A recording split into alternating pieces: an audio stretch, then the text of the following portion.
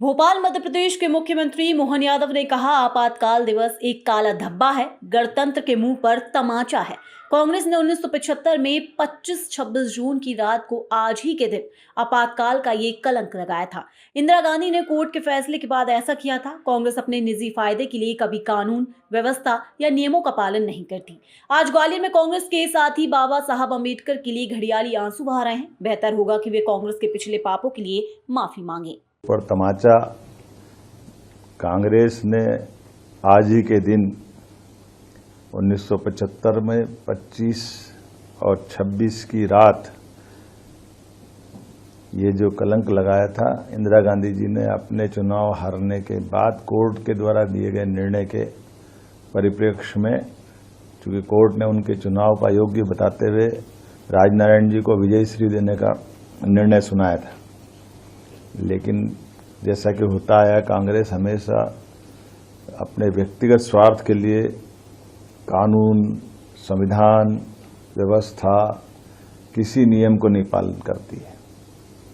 और अंबेडकर जी के लिए आज ग्वालियर में कांग्रेस के मित्र घड़ियाली आंसू बहा रहे हैं।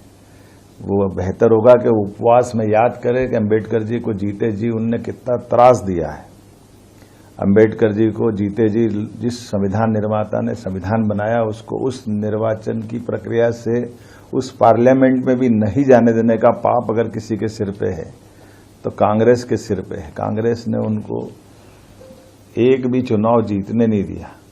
उपचुनाव जब उनके दो पार्टी के जीते, एक उपचुनाव में उनके सदस्य ने इस्तीफा देकर उनको निर्वाचन का मौका दिया, तो प्रधानमंत्री रहते हुए तत्कालीन प्रधानमंत्री श्रीमान जवाहरलाल नेहरू उस उपचुनाव में भी प्रचार करने गए और वहां पर भी उनकी आत्मा उनको हरा करके मानी। दुर्भाग्य के साथ कहना पड़ेगा, वो जीते जी उनको जितना कष्ट दिया, मरने के बाद भी, उनके शरीर छूटने के बाद, एक ऐसे महान अंबेडकर जी जिनने अपने जीवन के सभी पक्षों से समता आधारित समाज, संविधान कितना योगदान दिया है, लेकिन उनको देहावसान के बाद दिल्ली में उनके अंतिम संस्कार का भी मौका नहीं दिया है। मजबूरी में उनकी उस मृत शरीर को लेकर के हवाई जहाज से बंबई जाना पड़ा और उससे बढ़कर के कांग्रेस के लोगों ने अन्याय करते हुए उस विमान के किराए का वसूली भी उनकी पत्नी से की। कल्पना कर सकते कि कांग्रेस कहां तक नीचे जा सकती। जीते जी उनको काम नहीं करने देती है, जीते जी उनके कष्ट बढ़ाती है, हारने के मजबूर करती है, शरीर छूटने के बाद जलाने का मौका नहीं देती है। जिस विमान से ले जाते हैं उस विमान का किराया उनकी पत्नी से वसूल करती है। तो आज का दिन अच्छा है, ग्वालियर में कांग्रेसी मित्र उपवास कर रहे हैं। बेहतर होगा कि वो अपने उस कांग्रेस के अतीत के पापों की क्षमा प्रार्थना करें। और ये जो पूरा घटनाक्रम अंबेडकर जी के प्रतिमा को लेकर के ये पूरा संकट खड़ा किसने खड़ा किया? कांग्रेस ने पहले विरोध किया और कांग्रेस ही आज बजाय ये कोर्ट में, हाई कोर्ट के चीफ जस्टिस की कमेटी के पास जाए, उनसे वहां निवेदन करे कि हाँ आप जल्दी निराकरण करो, हमारा पक्ष सुनो, लेकिन बजाय वहां करने के वोट की राजनीति करने, ग्वालियर में जनता को मूर्ख बनाने आए।